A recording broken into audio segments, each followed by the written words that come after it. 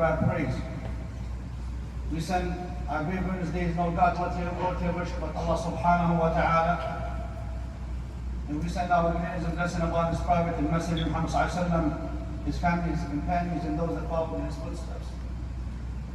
Allah subhanahu wa ta'ala created His creations to live in this land. But one day, everyone will die and they will see death. Even non-Muslims, they cannot deny death because they see their own leaders die. But they will come to a day where the Prophet ﷺ described this day in a famous hadith where he said that on this day the sun will come so close to the creations like a handspan. And then he said this famous hadith.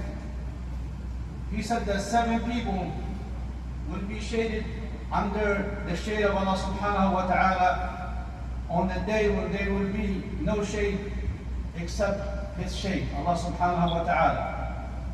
He said one is a just ruler. And in general, a just ruler, the scholar said, a leader who rules the Muslims. Also, it could be anyone that have responsibility of people under his control, like the mother. She could be a just ruler between her kids. And we can imagine on this day the tyrants like Fir'aun and Namrud. On this day, we can imagine them.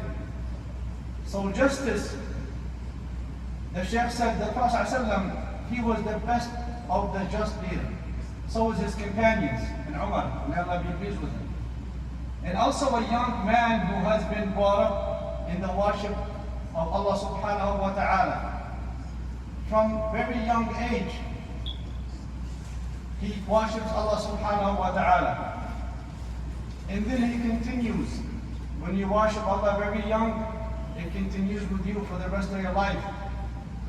And today's youth, we see this is a very sensitive time for them. When you're a young man, you have to be connected to Allah subhanahu wa ta'ala. You're still strong and you have this energy. So spend it and use it to worship Allah subhanahu wa ta'ala. And spend it and use your energy and your health to memorize the Quran. And a man whose heart is attached to the mosque, he prays 5 times a day in the masjid. And the companions are the best of examples for us. Because when you grow up in the masjid, you're attached to this masjid. And when you're attached to the masjid, you leave this dunya behind you. Because you are in front of Allah subhanahu wa ta'ala. And 2 people or 2 persons who love each other for the sake of Allah subhanahu wa ta'ala when they meet, and when every time they leave each other, only because of Allah subhanahu wa ta'ala. Not for dunya and not for anything else. Not for personal benefit. And the Shaykh said, we need to love one another.